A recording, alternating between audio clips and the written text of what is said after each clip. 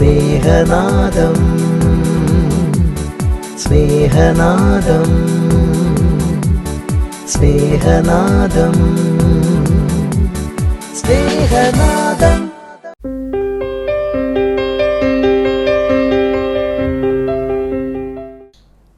ഇതാ ഞാൻ വേഗം വരുന്നു എന്നരുളി ചെയ്ത കർത്താവായ യേശുക്രിസ്തുവിൻ്റെ നിസ്തുല്യ നാമത്തിൽ എല്ലാ സ്നേഹനാദം വ്യൂവേഴ്സിനും എൻ്റെ വന്ദനം. നാം ഒരു പുതിയ വർഷത്തിലേക്ക് കടന്നിരിക്കുന്നു. ഇന്നേക്ക് 14 ദിവസത്തിന് മുമ്പ് പുതുവർഷത്തെ വരവേൽക്കുവാൻ ദൈവത്തിൻ്റെ കൃപ നമ്മുടെ മേൽ പകർന്നു. വളരെ പ്രതീക്ഷയോടും പ്രത്യാശയോടെയും പ്രാർത്ഥനയോടെയും നാം ഓരോരുത്തരും 2024 പാദങ്ങൾ വയ്ക്കുവാൻ ഇടയായി. കഴിഞ്ഞ 14 ദിവസങ്ങളിലും ദൈവത്തിൻ്റെ അതിരേറ്റ കൃപയും സാന്നിധ്യവും നമുക്ക് പകർന്നു തന്ന് ജയോത്സവമായി നമ്മെ നടത്തിയ ദൈവത്തിന് നിങ്ങളോടൊപ്പം ഞാനും വാഴ്ത്തുന്നു, സ്തുതിക്കുന്നു. ദൈവത്തിന് സ്തോത്രം. ഇന്നത്തെ നമ്മുടെ ചിന്താവിഷയം അപകടകരമായ 5 മനോഭാവങ്ങൾ, 5 ഡേഞ്ചറസ് ആറ്റിറ്റ്യൂഡ്സ്. ഇതെടുത്തിരിക്കുന്നത് സദൃശവാക്യത്തിൽ നിന്നാണ്. ദൈവത്തിന് സ്തോത്രം. ജ്ഞാനികളിൽ ജ്ഞാനിയായ ശലോമോൻ രാജാവിനാൽ രചിക്കപ്പെട്ട ഈ കൃതിയിൽ 31 അധ്യായങ്ങളാണുള്ളത്. ഇത് ഒരു കമ്പാരിസൺ ബുക്കാണ്, അഥവാ താരതമ്യം ചെയ്യുന്ന ഒരു ബുക്കാണ്. സദൃശവാക്യത്തിന് കൊടുത്തിരിക്കുന്ന ഇംഗ്ലീഷ് പേര് പ്രൊവർബ്സ് എന്നാണ്. അതിൻ്റെ എബ്രായ പദം മഷാൽ എന്നാണ്. മഷാലിൻ്റെ അർത്ഥം കമ്പാരിസൺ അഥവാ താരതമ്യം എന്നാണ്. അനേക വിഷയങ്ങളുള്ള താരതമ്യ പഠനമാണ് ഈ സദൃശവാക്യത്തിൽ നമുക്ക് കാണുവാൻ കഴിയുന്നത്. ദൈവത്തിന് സ്തോത്രം. എല്ലാം പറഞ്ഞില്ലേലും ചിലതെങ്കിലും പറയുവാൻ ഞാൻ താല്പര്യപ്പെടുന്നു. ബുദ്ധിമാനും അല്പബുദ്ധിയും തമ്മിലുള്ള ഒരു പഠനം, താരതമ്യം നമുക്ക് ഈ പുസ്തകത്തിൽ കാണുവാൻ കഴിയും.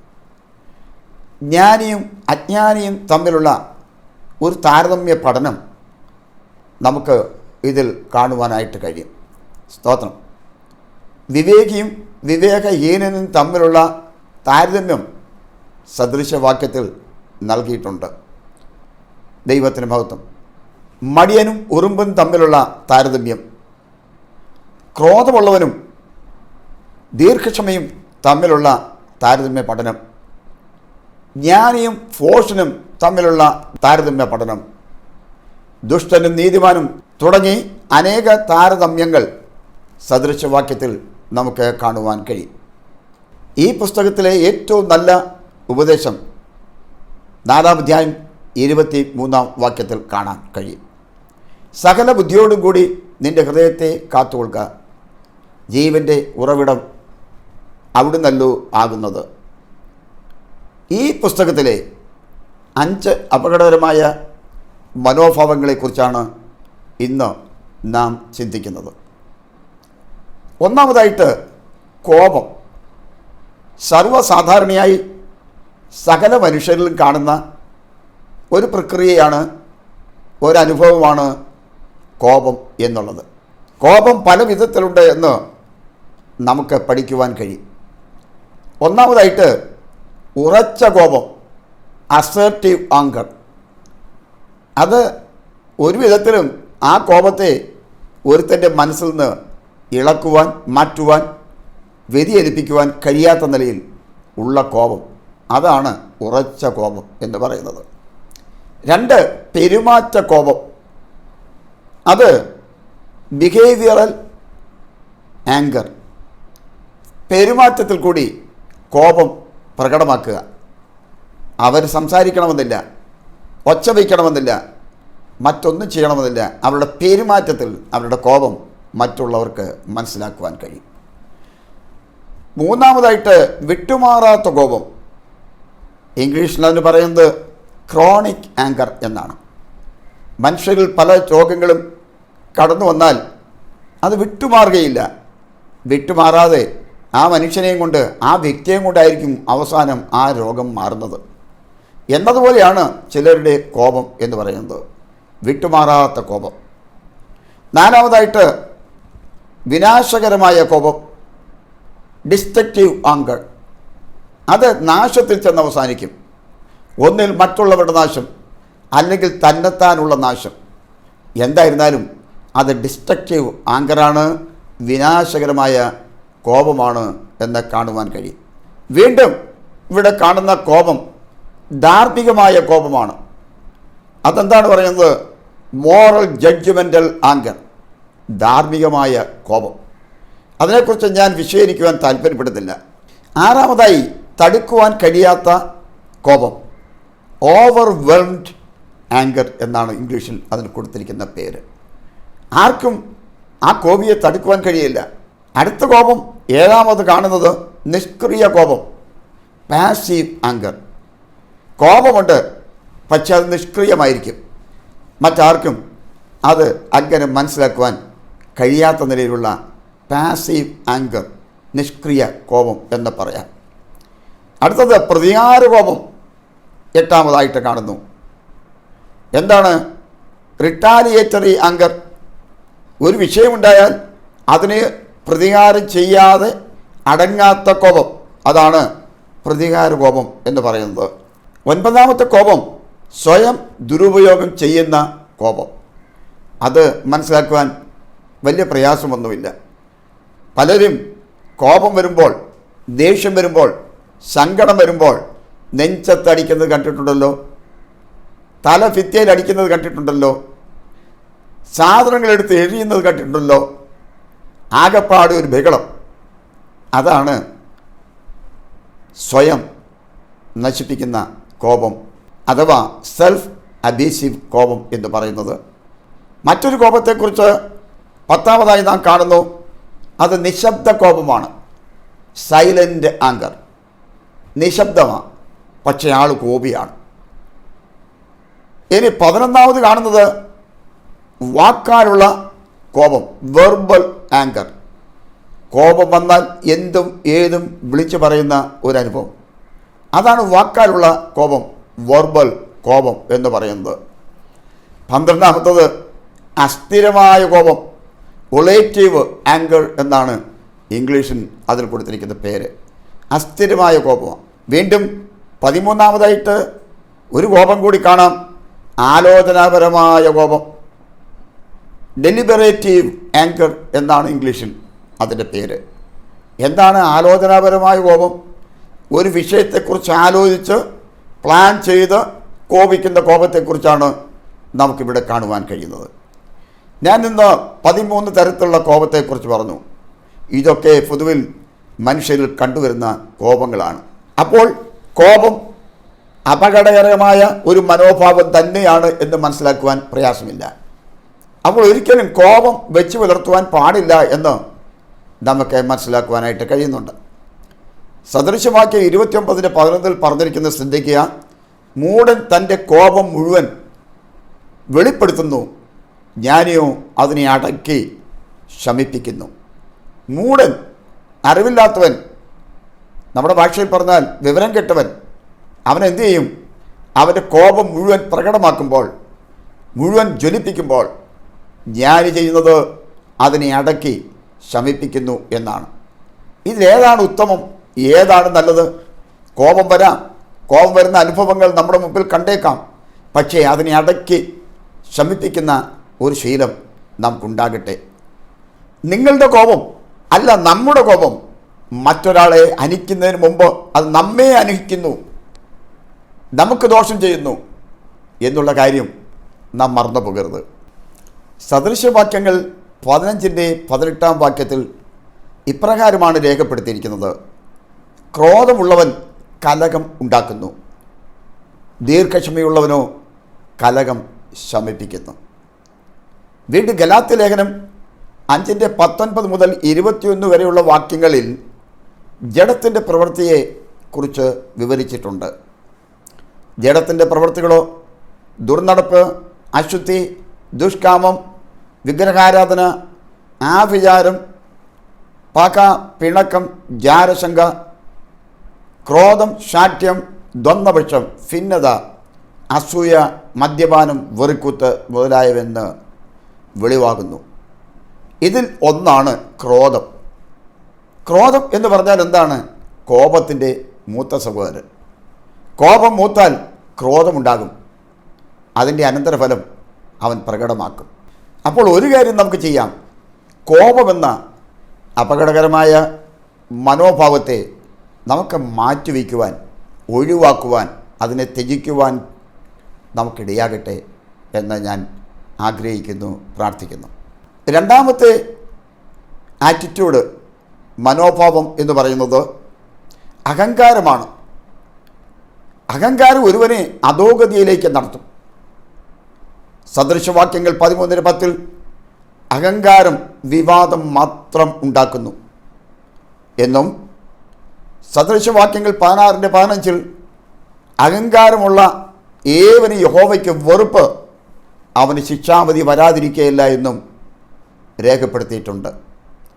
അഹങ്കാരം കൊണ്ട് ഒന്നും നേടുവാൻ ഇല്ല.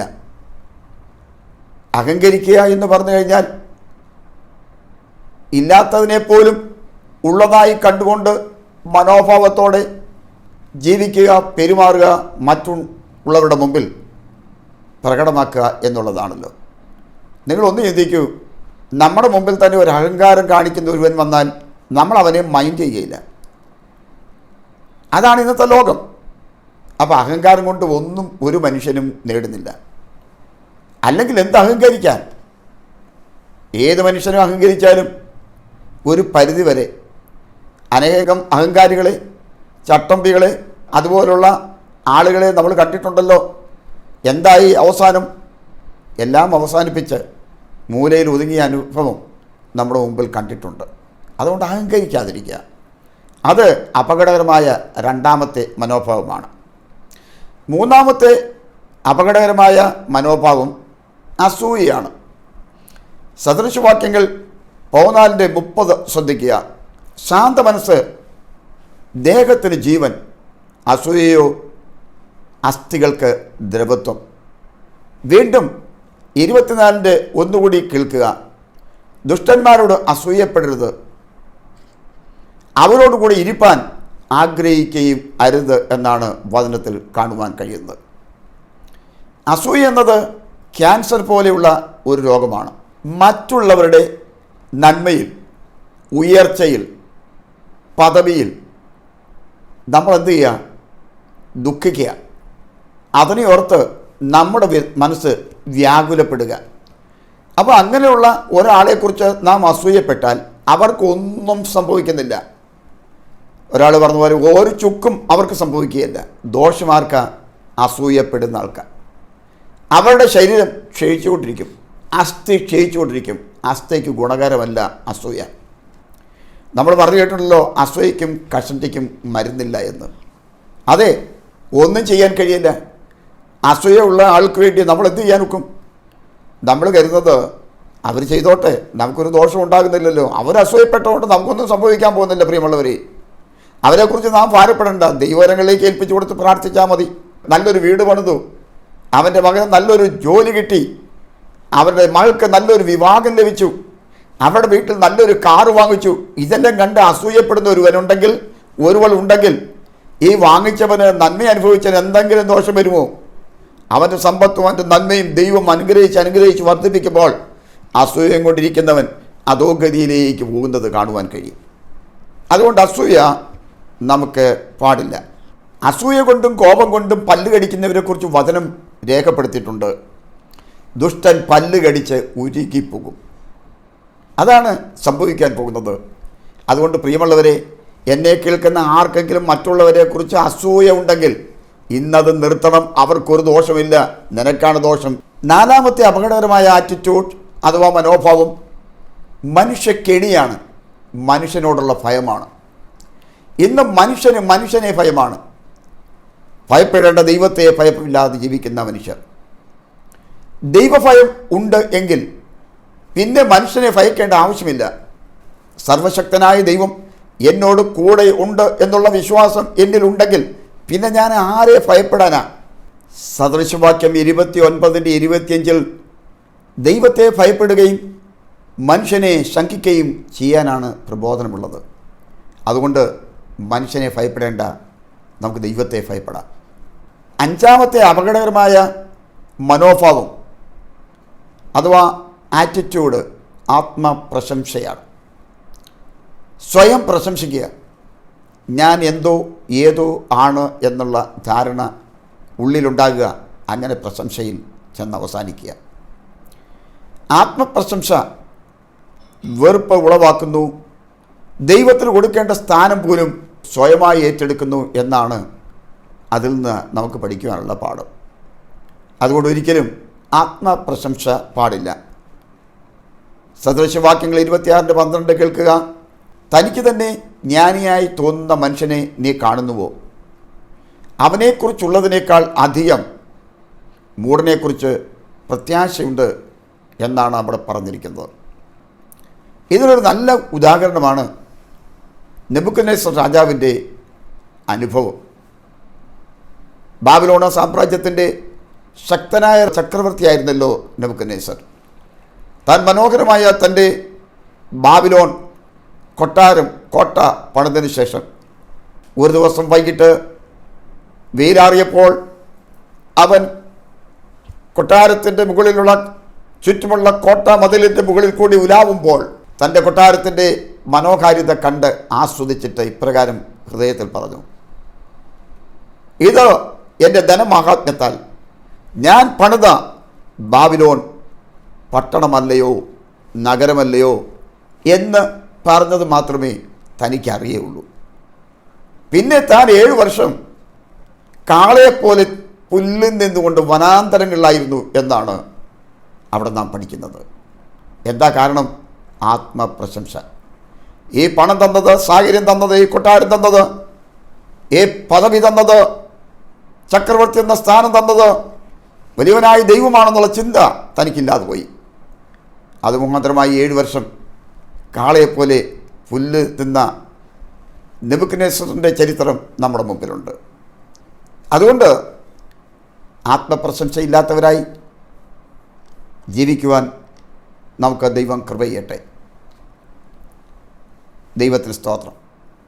ഇന്നത്തെ എൻ്റെ മെസ്സേജിൽ പറഞ്ഞ അപകടകരമായ 5 മനോഭാവങ്ങൾ ഒഴിച്ചു വെച്ചുകൊണ്ട്, മാറ്റി നിർത്തിക്കൊണ്ട്, അകറ്റി നിർത്തിക്കൊണ്ട്, അതില്ലാതെ അനുഗ്രഹിക്കപ്പെട്ട ഒരു ഹൃദയത്തിൻ്റെ ഉടമയായി ഈ 2024 മാത്രമല്ല, ജീവിതത്തിൽ ദൈവം നമുക്ക് തരുന്ന എല്ലാ സംവത്സരങ്ങളിലും അനുഗ്രഹിക്കപ്പെട്ട ജീവൻ നയിപ്പാൻ ദൈവം ഏവരെയും സഹായിക്കട്ടെ.